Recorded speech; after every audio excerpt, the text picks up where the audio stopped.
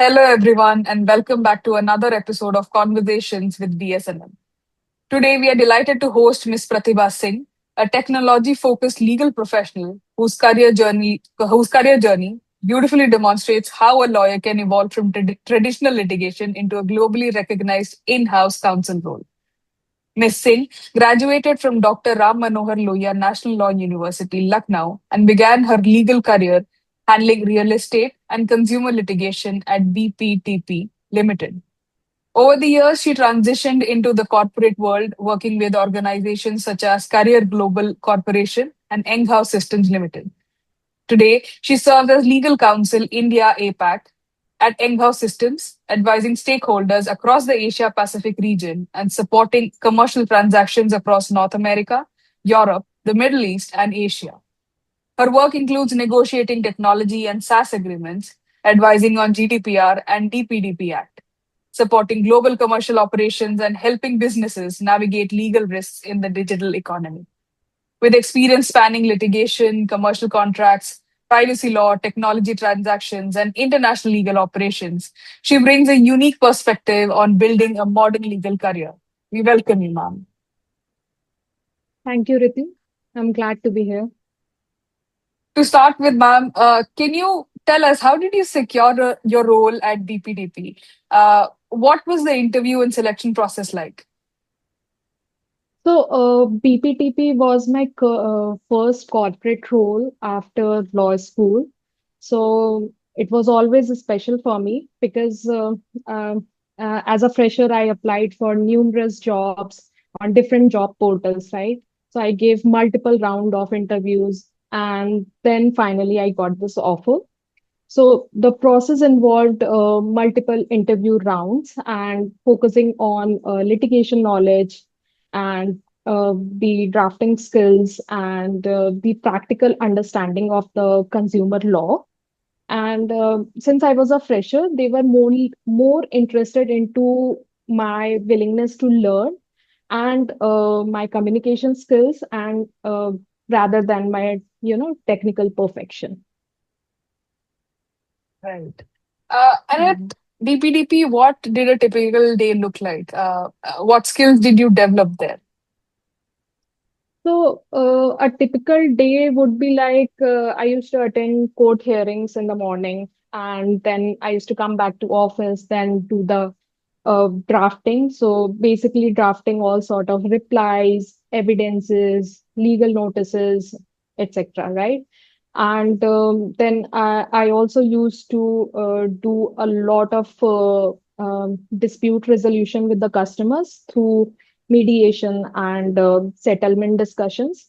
And there used to be a lot of I used to manage the external counsels as well as at the same time we have to manage the internal stakeholders also, and then handling all sort of legal documentations. Right. So this was a typical day, and it was a very interesting role because I developed the practical knowledge of how courts work in India, and at the same time learned about how legal team works in a corporate Mm. setting, right? And secondly, when I joined BPTP, RERA was not into force, right? Yeah. So they were more mainly focused on consumer laws. But when it came into effect, I learned all about RERA during my tenure with the BPTP, and then I think now the most of the legal real estate companies, they judge you based on your understanding of RERA laws as well as the consumer laws. And so, in short, that role taught me the practical litigation skills, stakeholder management, and how businesses actually operate from a legal perspective. Right.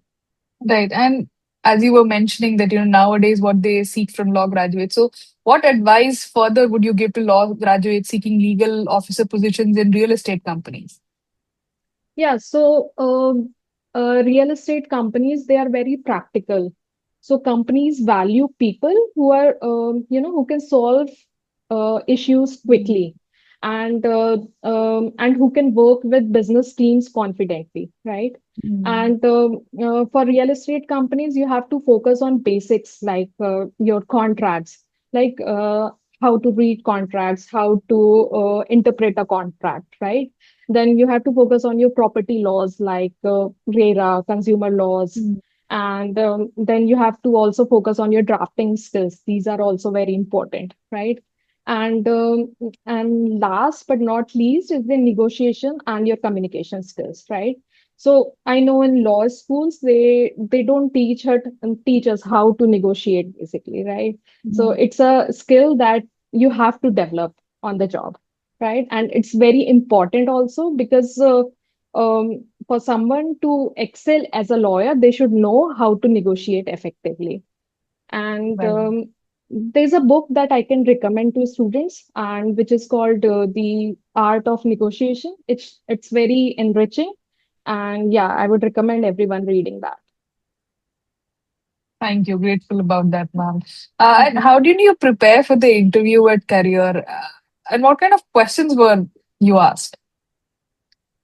Okay, so career. I don't really remember actually what were the questions, but I can give you a gist. So I prepared mainly around contracts because there's a lot of contracts there, and then the compliance and Mm. negotiation scenarios and the understanding of how multinational companies work. So it was Okay. my first exposure to a multinational company, and at the interview, I think the questions were mostly practical and business oriented rather than purely theoretical. And so I also did a lot of research around how compliances work for a global company like Carrier, right? Okay. And data privacy was also a hot topic at that time. And because GDPR just came into effect, and Mm. global companies, they were running around what they need to do for to comply with it, right? And Mm. so that's why they needed someone who can assist with them, making them compliant with the data privacy laws and as well as their local regulations. Okay. And what were Mhm. your responsibilities as a legal consultant at Career Global Corporation? So, as far as my responsibilities are concerned, I worked on commercial contracts a lot, which included vendor agreements and the contracts with all other stakeholders. Then compliances and data mapping for data privacy laws, and then the legal support for the business team. And then I used to do a lot of legal research around global laws and how it can affect the company, right? And so it was my first strong exposure to a multinational corporate culture and Mm. cross-functional teams. And so it was a mix of drafting, legal research, and internal stakeholder management. And what motivated you to move from litigation, then into corporate, and then international in-house legal roles? So I was never purely into litigation. So since I joined BPTP, it was a mix of litigation and corporate, right? So while working with Carrier, I realized that I enjoyed solving business problems proactively rather than, handling disputes when they had already happened. And it was also I was also like really deeply interested into businesses and how commercial contracting works and the global work culture that comes with multinational organizations, right? And since litigation is often highly jurisdiction specific, I wanted to build skills that are transferable across countries and industries, right? So this is when I realized that working with international businesses and moving as in-house legal roles was the right path forward for me. What do the terms APAC and EMEA mean, and why are they important in multinational organizations? Okay, so APAC means Asia Pacific, which includes regions Okay. like Asia, Australia, and New Zealand. And EMEA means Europe, Middle East, and Africa, right? So Okay. these are the regions which are important for a multinational company because they operate from different countries, right? And Okay. different laws and business cultures. So they need legal teams and in-house counsels who can often support multiple jurisdictions together. Mm. So clubbing them together into different regions, that's why they have these All right. jargons. And what Yeah. is a SaaS agreement and why is it so important in today's business environment? Okay, so SaaS basically stand for software as a service, right? So Okay. SaaS agreement governs software provided through the cloud on a subscription basis. Since Okay. most of the businesses today rely on digital tools and cloud Yeah. platforms, right? So these agreements are extremely important from a commercial, privacy, and a risk management perspective, and specifically for a tech company. And for example, you use Google, Netflix, Yeah. Adobe, all these are like softwares which are providing Yes. on a subscription basis, right? So there Yeah. are terms and conditions which are governing these softwares. So those are basically covered into SaaS agreements. Okay.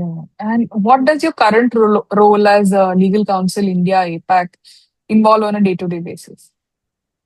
Uh, so I mainly work on SaaS agreements, then vendor contracts, then DPAs, which is data protection agreements, right? Okay. And then I'm mainly involved in commercial negotiations and privacy related matters, compliances, litigation management, and IP matters, right? So, and legal support for business for all perspective across regions, right? So basically, whatever a business team need from legal perspective, they would come to us, right? So we also manage the external counsels if there is a legal Okay. dispute, right? So that's the whole job as an in-house counsel, and I'm mainly responsible for the APAC region, but I also support EMEA and North America because, like, depending on the requirements. And since we have a very small legal team, and we prefer working together across regions. Yeah. Okay. And while we are at APAC, EMEA, and SaaS, kindly also explain what is GDPR and why has it become such an important global regulation? GDPR, yes. So it is indeed a very important regulation. So GDPR stands for General Data Protection Regulation, and it is European Union's landmark data privacy law, which is to protect the personal data of individuals, and it gives them greater control over how their information is collected and processed by the organization. So it can include all your personal data and your sensitive personal data as well, right? So GDPR officially came into effect in 2018 across all European Union member states. And it became globally important because it sets a very high standard of how Mm. companies should collect, process, Data. use the data of its customers, of its employees, of its individuals in general, right? So Mm. it is a gold standard for all data protection laws across different countries. Okay. And what is the DPDP Act? And also, what inspired you to specialize in privacy laws such as GDPR and DPDP Act? Okay, so I would say so first start with DPDP Act. So DPDP Act is India's own Digital Personal Data Protection Act, right? So Yeah. it came into effect in 2023, and it is highly inspired from Europe's GDPR, right? So GDPR came first, and it is a gold standard for all other data protection laws, and DPDP Mhm. is highly inspired from it. And I became interested in privacy because technology companies today deal heavily with user data, AI tools, and global compliances around the privacy, right? So it is becoming one of the most important area for modern lawyers like us, right? And especially who works in tech companies. So yeah, if you are working in a tech company and you are a lawyer, you cannot escape GDPR Yeah. and data privacy laws. Yeah. Yeah. And what certifications, courses, or resources would you recommend to students interested in privacy laws? And what steps did you take to become proficient in privacy and data protection laws? So, as far as certifications are concerned, I would highly recommend getting CIPPE from IAPP. So, it stands for Certified Information Privacy Professional Europe, Okay. right? So, since GDPR is a gold Okay. standard, people prefer to have a CIPP certification from Europe, right? Hmm. And then there's one certification called AIGP, which is Intelligence Governance Professional. So these are Okay. the certifications from IAPP, which is a gold standard for privacy certifications, right? And for the practical knowledge, I think you can refer to various online GDPR focused courses. They are available on Coursera, Udemy, and different websites, right? So you can refer to that. And for me personally, um, I learned a lot through practical work experience, of course, and in my current role. And then I also did some self studies. I read articles. Then I also attended few webinars, and through that uh, you know uh, I was able to grasp knowledge about how about the privacy matters. And then I also work closely with the tech teams and the business teams in my current role. So that's how I learned about it. And ma'am, how did you begin working with international stakeholders and clients? What advice would you give to young lawyers who want to work with international clients, remotely or otherwise? Okay. So, international stakeholders, they came with working with multinational organizations, right? So, if you work with a multinational organization, you have to deal with international stakeholders and clients, right? So, it started with Career Global. When I worked as a legal consultant, I used to consult with different teams across Europe, North America, and India. And then my advice for a similar role would be to first, I think you need to improve your communication skills, and you need to understand the business expectations from you, right? So you have to be very proactive about it. And then you have to learn how to simplify the legal advice for the non-legal stakeholders.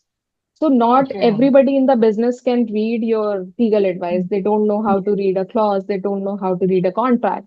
So basically, you have to translate those legal clauses into non-legal language for them. So you have to be good at it, right? And I think the best way to join a multinational company or a tech startup, or you need to join as an in-house role in any company which has global operations, right? And then you have to move your way up. So most of these roles today are remote, and but I think first you need to brush up your basics and learn at ground level too, so that working on site on a company role is also very important initially. Right.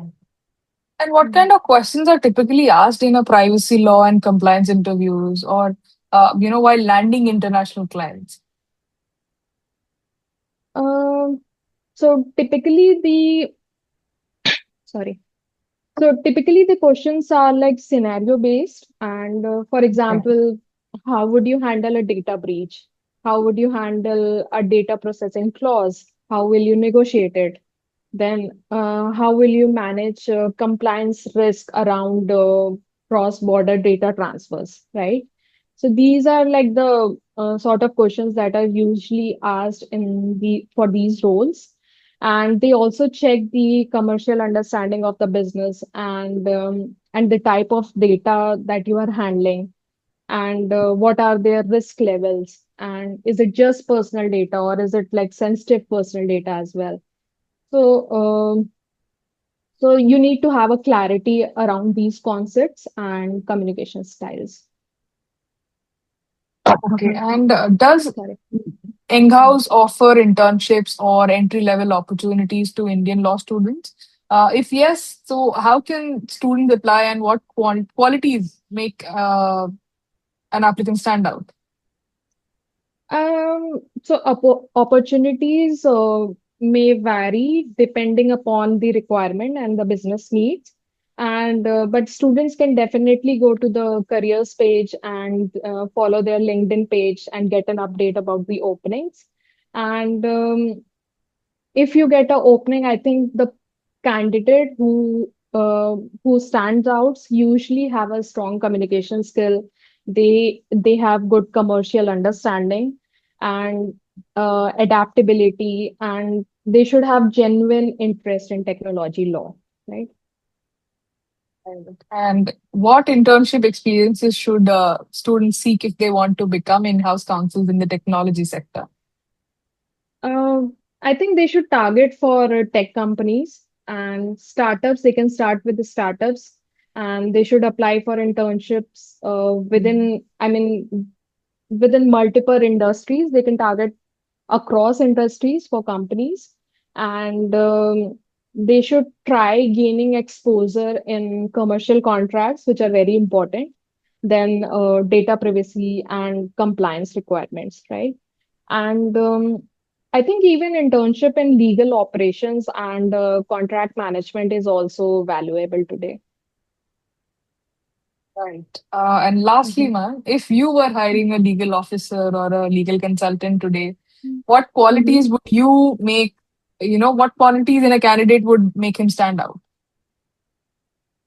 Um, I think I would look for a candidate who has, first of all, good communication skills, and they should have practical thinking and also business understanding, which is important. And they should have adaptability and willingness to learn, right?